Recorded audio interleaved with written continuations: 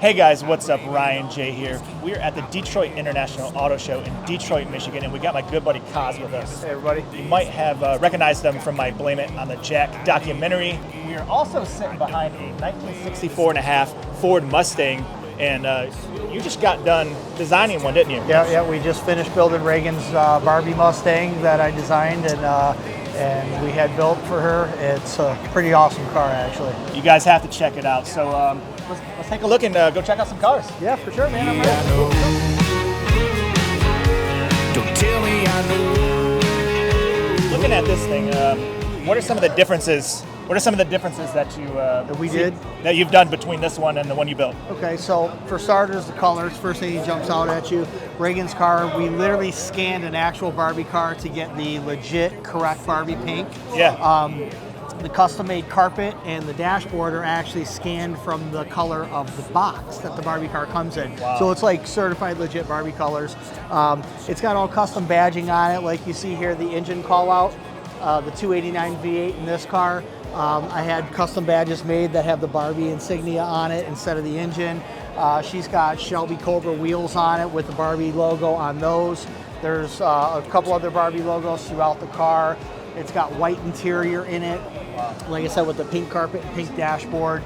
And then we went like full tilt with this thing. It's got like power windows now, power door locks, power convertible top, air conditioning, power disc brakes. Like this thing is just absolutely modernized. It's got Bluetooth radio in it, but That's it all incredible. looks factory, which is the cool part about it. Like, That's incredible. like you could park it next to this car, and aside of being like very vividly different color-wise, Right. it would look like it came that way. Now, is hers a manual as well? No, she's got an automatic. Automatic. Floor shift auto, so it'd be very easy for her to drive. Gotcha. Me personally, I'm a stick shift guy, but you know, for her, I'm sure she'd much rather just have like the cool cruiser with the automatic on it. Look at that Wagoneer. Dude, the interior in these things are amazing. They look like a Louis Vuitton purse. You should check this out. Open the door up and look at this Yeah, stuff. go check it out. Oh, this one's like kind of sporty. It's not the one I was thinking of. Look at this.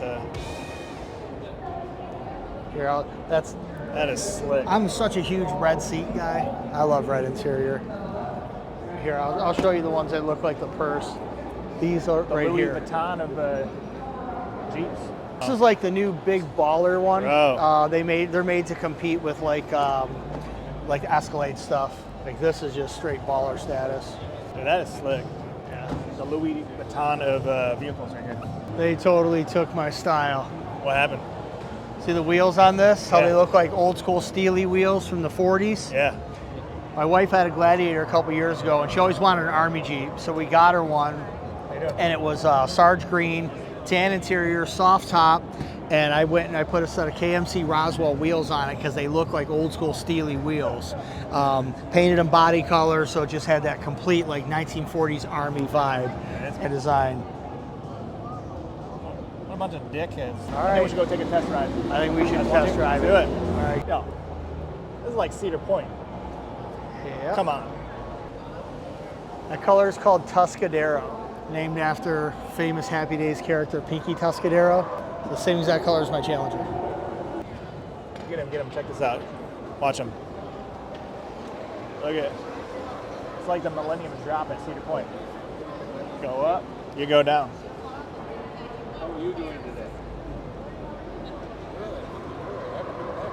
Dude, that's fucking wild, dude.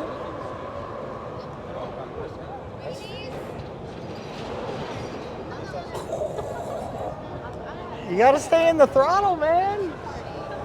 Oh, he stalled it out. Don't put us with that guy. That thing's slick, dude. Y'all ready to go up top? Oh shit, bro. Plaid. My wife would be all over that. That's what She I'm saying. loves ugly ass seats. Yo. So I just sent these pictures of these ugly ass seats to my wife. Let's see how fast it takes her to respond. Here we go. Told you she likes ugly ass seats. Dude, we got the one we wanted. Yeah, I know. That's all right. Dude. That's... Oh no, it's not the one.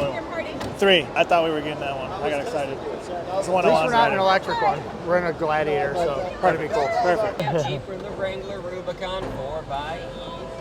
Rocking us from side to side here, seeing how well the Jeep handles on even surfaces. We're going to test our 10.8 inches of ground clearance by driving up the stairs. Just a little bumpy for a second here. And the 4xe is the plug-in hybrid, so we have an electric range of 21 miles. We can get up to 49 mpg in hybrid mode. And combined, you have 375 horsepower for 70 pound-feet of torque. So you can actually go 0 to 60 in 6 seconds with it. All right, here we go. It feels like it's straight up in the air. Oh, that's pretty wild. The best view of the show from here. And then we have that forward-facing camera, so you can see the bottom of the hill before we crest over. Oh wow. Little brake check. Keep on going. And then we're testing our maneuverability and ground clearance by driving through the crevasse. A little drop. And then on the wedge, we're going about 30 degrees up.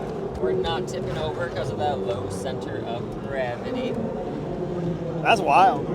Like you could like touch the ground. Right? That's crazy. And this one's gonna go for about 70,000. That's basically fully loaded inside and out for us. That's pretty awesome. Have you guys walked around the show at all yet? Not yet. It's like the first thing we done, but Nice. I had to stop and do it. It's like the Cedar Point of cars. Oh yes. That's pretty sweet. That's where like your equilibrium off for a minute. Right? Yeah. Shit. All right, dude. Here's your new ride. Hey, it's my new ride. This is what you're gonna see Ryan J in next. Dude, 62. I feel like I could just like pick that thing up, bro. Bigger than that car. Bro. I've never done the track here before.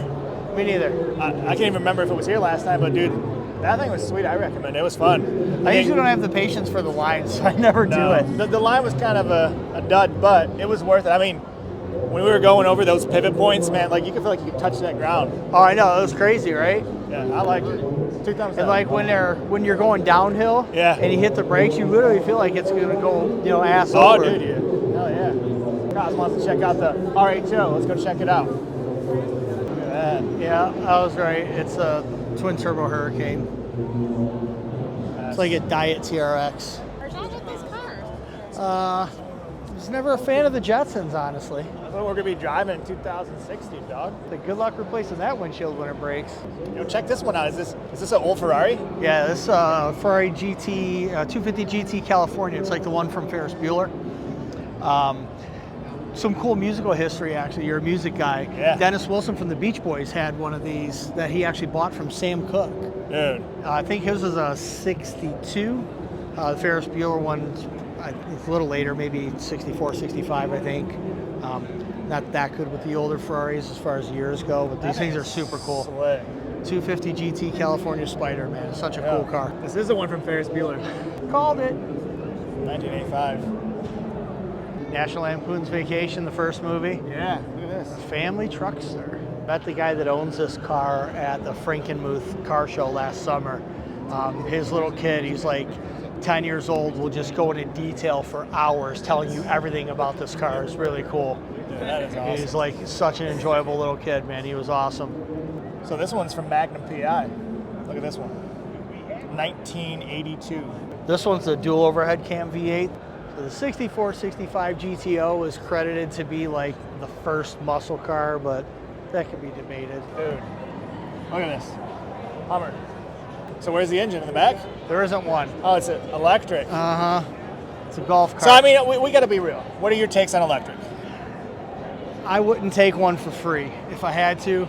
And if a pizza man shows up at my house driving one, he's not allowed to park in the driveway. I mean, I'm kind of with you on that, though. I mean, you got to plug it in, charge it, takes your electricity up. I mean, I don't know. Me being a car guy, it works like this. Electric vehicles, I don't care how fast they are. You can Right. cook a steak in a microwave faster than a barbecue. Yeah. Nobody wants a microwave steak, okay? Yeah. It's not about the speed, it's about what they are. Yeah. When you I get agree. into a vehicle that's got an engine, it's got a heartbeat, it's got a soul. Feel that roar. You feel it, it talks to you. You Yeah. connect with the car. These are disposable like cell phones. There's nothing to connect with. You'll never convince me otherwise. It's a nice paint color, though. Yeah. I come from the world of hot rods and muscle cars and customizing and building your car, you know. You're at a car show, you're at your buddy's house, whatever, you pop open the hood, you show them the jewelry box, you know, you show them what's inside, you show them how pretty the engine looks, all the cool stuff you've done to it. Exactly. That's all gone. With an EV, dude, it it's doesn't scary. exist. There's nothing there. What Now, are you going to do? Show them your battery? Which brings me to my next point. I think aliens are making our cars nowadays. They might be. ET phone home. E.T. phone home. Fill on it.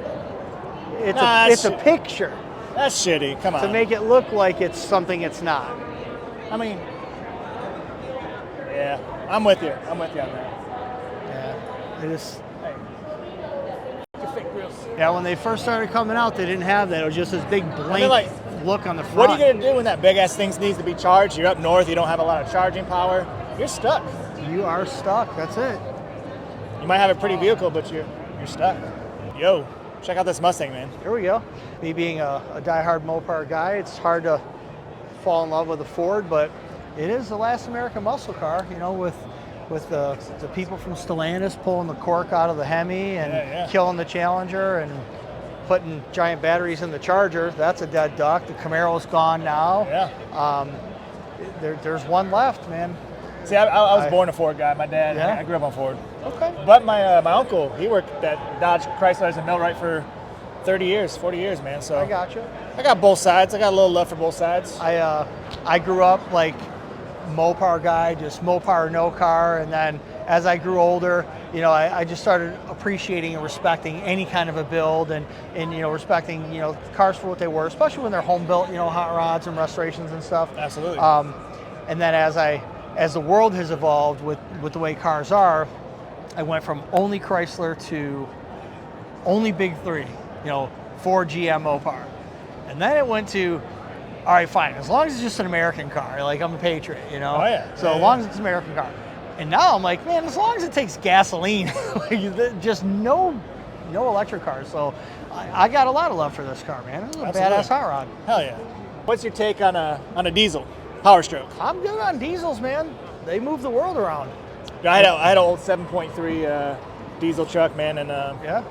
she was a beast, man. The So, 7.3 was a great diesel engine. Yeah. Yeah, I got nothing against diesels, man. They, like I said, they move the world around. Without them, we don't have anything. No, this is a 6.7. Yeah. Yeah. Yeah, that's the new one. It's a beautiful truck, though. Nice It color. is. Good Look at, color. look at the inside. I like these retractable footsteps here. Yeah. They're probably, you know, push button powered. It's a power. Trucks have come a long way, man. Yeah, absolutely. You look at something from like the 80s or 70s, they're so sparse and just bare and basic, and now they're like Say one day this is what I'm fixing to get. Yeah. Something nice. big old diesel Ford. Oh, yeah.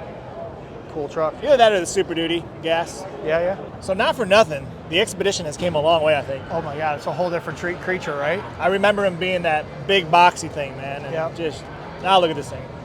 Yeah, they're again another one. It's a limousine in a truck costume. They're just so decked out now. Oh, yeah. I hear people doing donuts over here. Sounds fun. I think it's just like that really smooth cement, and the tires are just loud on it. Yeah. Oh no, they're actually kind of moving pretty fast. Did you see that? What? That one just took off. Yeah. They're actually kind of booking. That's what I'm saying. Oh, they're doing launches. They're launching it to show Launches. how fast they take off. Have you noticed all the 70s color schemes are coming back? I love these color Like schemes. this Bronco here, Check and this then Jeep just did a for the past couple of years they did a special edition of the Gladiator. Yeah. If you go back to like the late 70s, early 80s, they had a truck called the Scrambler. And it was the front of a Wrangler with a pickup bed on the back, exactly like the Gladiator is now. Yeah. Back in the 60s and 70s, the Gladiator was just a pickup truck. But they did a Scrambler version of the Gladiator, and it's got all these really cool retro 70s paint schemes on them. This looks like something for the next Ryan J video. It does. Look at this thing. You guys Corvette Brembos on it. That is a low rider. Small block. Holy hell, look at the turbo on this diesel, Jesus. Wow. Full tubular front frame and suspension. What do you think? This? Yeah. Oh, it'll go 4 digits for sure. This goes past 1,000 horsepower, guaranteed. Hell yeah. Yeah, this is probably every bit of 2,500 horsepower. No joke. Yeah. I just saw a guy over there with an Eagles hoodie on. Should we go kick the shit out of him? I mean, he's asking for it, right? What's your pick on the Corvette, Cos? So when they first announced that the C8 was going to be a rear engine or mid-engine car, I was kind of sour on it. You know, traditional front engine, rear drive, muscle car, sports car kind of thing. And then I learned that actually a lot of people don't realize the Corvette was supposed to be a mid-engine, rear engine car dating back to '59. Yeah. Yeah, when it was first brought out in '53, it was only designed to run for a couple of years, and it was kind of be like a halo car, and then that was it. And then they turned the project over to a guy who wanted it to be a mid-engine car, and GM approved it. Like, yeah, go ahead, build a mid-engine car to compete with Ferrari. And every time the new generation of Corvette would come out, or was getting ready to come out, he would have a mid-engine version, and at the last minute they would say, nope, maybe the next one. So for many, many years, all through the 60s and 70s, there was mid-engine Corvette prototypes that was supposed to be the new Vette, and they just never did it until the C8 came out. Wow. So once I learned that history, I was like, you know what, man, I'm kind of not against it. You know, it's not a muscle car, it's a sports car. Absolutely. Let it be what it's supposed to be. I've always wanted to go out to Vegas and race these through the desert. Oh yeah. Yeah, that would be People super do that cool. out there. They rent Lambos, Corvettes, all that stuff, and there's driving schools out there that have Corvettes that you race around the track. Absolutely. In Vegas. So after being at the Ford Paquette plant last week, step up innovation technology-wise, but you made a good point about the innovation though back then. Yeah. For all that they had, and you know, and what was available at the turn of the century in the 1900s, you know, global technological availability versus what was put into cars was huge. Right. You know, I mean, cars are incredibly advanced now, but yeah, there is so much technology in the world today. It seems just kind of par for the course, really. Kind of crazy. Yeah. But it is we have it all at our fingertips now, you know. Right. But it is a big, big step away from what Henry Ford put on the pavement, you know, 100 plus years ago. Yeah. Go check out that Model T video. This is one of my favorite features ever on a pickup truck. And it's on a Chevy, not my favorite brand. I just think it's amazing. The tailgate comes down, it doubles down, turns into a step, easy access. I love it. Older people, guys with blown out hips like myself, kids need to get in the back and go get your swimming stuff. Like, I got a little stair stepper on the back of my 2012 F-150 and just makes it easy. It's just such a great idea. You know, and it's not even on a Ram, which is my brand. You know, I'm a Mopar guy. Tim Kaniskis, I'm talking to you. Yeah. But I mean, the steps though, they keep on upgrading them and making them beefier, bulkier, more. I only have the little platform. Funny story.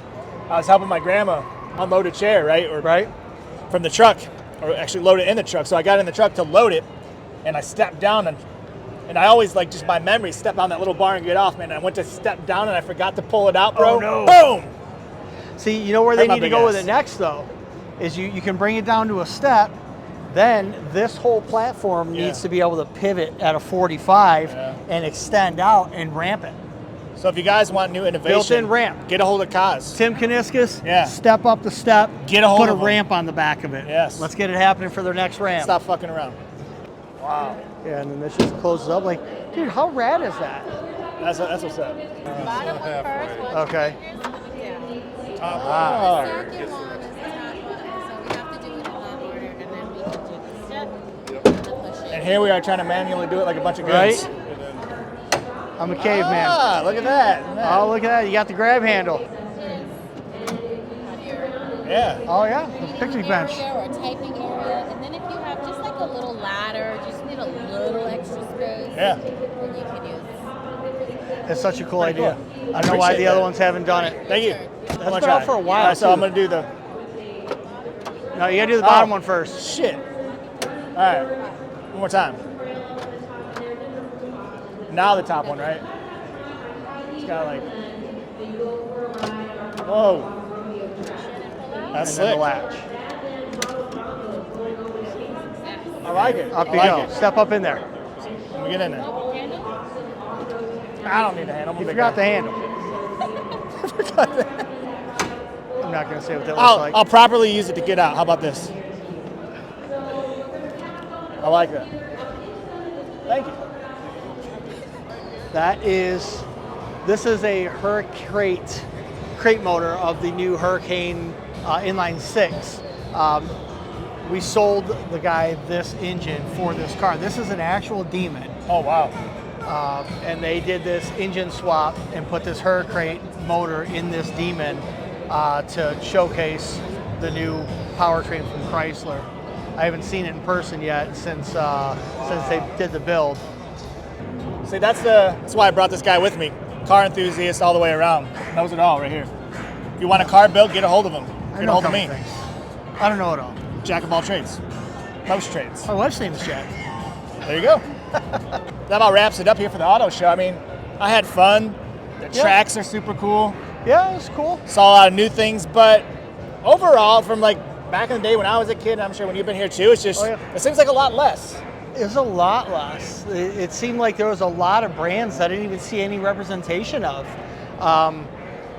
It really seems scaled down, and they made up for lack of product with big giant race courses and stuff. They do have a lot of tracks, which is new. You know, so which is cool. You know, you get to go for rides and things, and you can feel the experience of a different type of vehicle than you're used to driving, whether it be climbing or speeding or whatever it is. But I don't know, man. I missed a lot of showcasing of new forthcoming vehicles. No Lambos. No exotic cars at all. Right. I didn't even see a Dodge display. No. You know, Ram was here, Jeep was here. I saw nothing from Chrysler, but then again, I think Corvette was like the closest you got to exotic, which really ain't. yeah, and they only had 2 cars. Yeah. Literally 2 Corvettes, 1 Mustang. I don't know. Rather Guys got to heartbreaking. step it up from next year, you know? The auto industry is a little I'm bit just saying, it was a heartbreaking. great show. We love you guys. It was a great show. But if you want it better, just get a hold of me and Kaz. We'll come help. Well, it wasn't the show that was a problem. Right. It was the manufacturers didn't show up. Yeah, that's it. This is no fault on the Detroit International Auto Show. This is all of the vehicle builders didn't bring their game. Yeah. It's kind of depressing. Honestly, though, worth coming. But, you know, it's not what it used to be.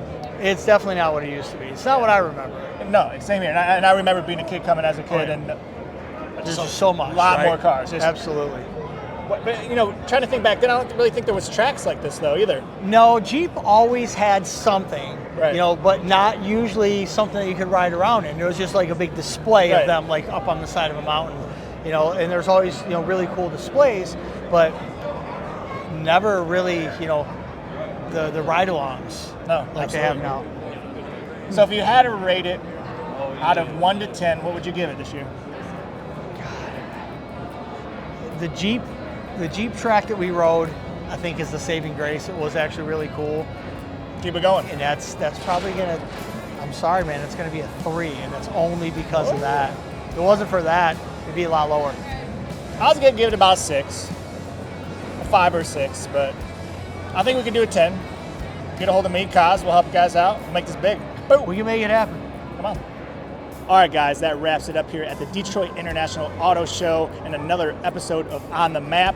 If you know anybody that wants a business review or a local business or a company, get a hold of us and give us a shout out. There'll be a lot more of these. Check out all the previous episodes. We'll see you guys soon. Lighting up and rolling out of here. I'm gonna take the high road and get up out of here before my time